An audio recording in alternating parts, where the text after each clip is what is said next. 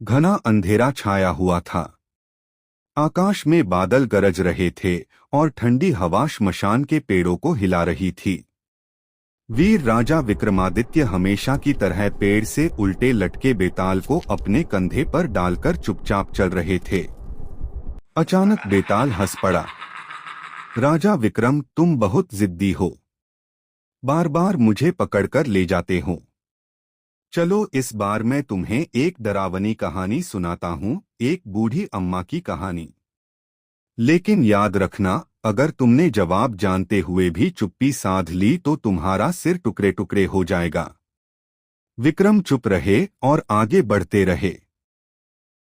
तब बेताल ने कहानी शुरू की। बहुत समय पहले उज्जैन से दूर एक छोटा सा गांव था, कालीघाट।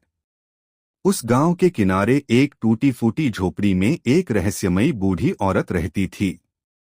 गांव वाले उसे बूढ़ी अम्मा कहते थे। कोई नहीं जानता था कि वह कहां से आई थी। वह हमेशा काले कपड़े पहनती थी और उसके सफेद बाल हवा में ऐसे उड़ते थे जैसे कोई भूत। उसकी आंखें लाल लाल चमकती थीं। गांव के बच्चे उससे बहुत डरते थे। गांव में एक अजीब बात होती थी। जो भी रात में बूढ़ी अम्मा की झोपड़ी के पास जाता, वह अगली सुबह बहुत बीमार पड़ जाता। लोगों का कहना था कि अम्मा के पास कोई काला जादू है। गांव में 4 दोस्त रहते थे, अर्जुन, मोहन, करण और दीपक। वे बहादुर थे और उन्हें भूत प्रेत की बातों पर विश्वास नहीं था। एक दिन अर्जुन बोला, हम सबको पता लगाना चाहिए कि उस बूढ़ी अम्मा का सच क्या है। तीनों दोस्तों ने हामी भर दी। उन्होंने तय किया कि अमावस्या की रात वे अम्मा की झोपड़ी के पास जाकर देखेंगे कि वहां क्या होता है। अमावस्या की रात आ गई। चारों दोस्त धीरे धीरे अंधेरे में अम्मा की झोपड़ी की तरफ बढ़े। हवा में अजीब सी ठंडक थी और कुत्ते लगातार भौंक रहे थे। जैसे ही वे झोपड़ी के पास पहुंचे, उन्होंने अंदर से मंत्र पढ़ने की आवाज सुनी। दीपक ने धीरे से खिड़की से झांका और जो उसने देखा उससे उसका चेहरा सफेद पड़ गया। अंदर बूढ़ी अम्मा एक बड़े काले बर्तन के सामने बैठी थी। बर्तन में हरी नीली आग जल रही थी और उस आग के ऊपर एक इंसान की खोपड़ी रखी थी। अम्मा धीमी आवाज में बोल रही थी, आज एक और आत्मा मेरी होगी। चारों दोस्त डर गए। तभी अचानक अम्मा की आंखें खिड़की की ओर घूमी। कौन है वहां? उसकी आवाज गूंज उठी। चारों दोस्त भागने लगे, लेकिन अचानक अर्जुन गिर पड़ा। बाकी 3 दोस्त डरकर भाग गए। सुबह गांव वालों ने देखा कि अर्जुन अम्मा की झोपड़ी के सामने बेहोश पड़ा है।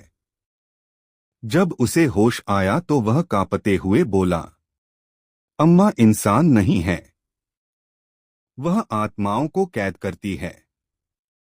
लेकिन अजीब बात यह थी कि अर्जुन की परछाई गायब थी। धीरे धीरे अर्जुन कमजोर होने लगा। गांव के एक बूढ़े साधु ने बताया कि जिसकी परछाई किसी तांत्रिक के पास चली जाए, उसकी आत्मा भी धीरे धीरे उसी की हो जाती है। गांव में डर फैल गया। एक रात मोहन और करण फिर से झोपड़ी के पास गए। उन्होंने देखा कि बूढ़ी अम्मा रो रही थी। वह कह रही थी, हे भगवान, मैं यह सब क्यों कर रही हूं? तभी उन्होंने देखा कि झोपड़ी के अंदर एक काला साया था जो अम्मा को मजबूर कर रहा था। वह साया बोला, जब तक तुम मुझे आत्माएं नहीं दोगी, मैं तुम्हारी बेटी की आत्मा को कैद रखूंगा। असल में बूढ़ी अम्मा बुरी नहीं थी। एक दुष्ट प्रेत ने उसकी बेटी की आत्मा कैद कर ली थी और उसे मजबूर किया था कि वह लोगों की परछाई चुराकर उसे दे। मोहन और करण ने गांव के साधु को बुलाया। साधु ने मंत्र पढ़कर उस काले साए को भगा दिया। बूढ़ी अम्मा की बेटी की आत्मा मुक्त हो गई। अर्जुन की परछाई भी वापस आ गई। लेकिन अगली सुबह बूढ़ी अम्मा की झोपड़ी खाली थी। वह कहीं गायब हो चुकी थी। कुछ लोगों का कहना था कि वह अपनी बेटी की आत्मा के साथ कहीं दूर चली गई। लेकिन कुछ लोग आज भी कहते हैं कि अमावस्या की रात उस झोपड़ी के पास एक बूढ़ी औरत की रोने की आवाज सुनाई देती है। इतना कहकर बेताल बोला, राजा विक्रमादित्य, बताओ, अगर बूढ़ी अम्मा मजबूरी में लोगों की परछाई ले रही थी तो असली अपराधी कौन था? बूढ़ी अम्मा या वह दुष्ट प्रेत?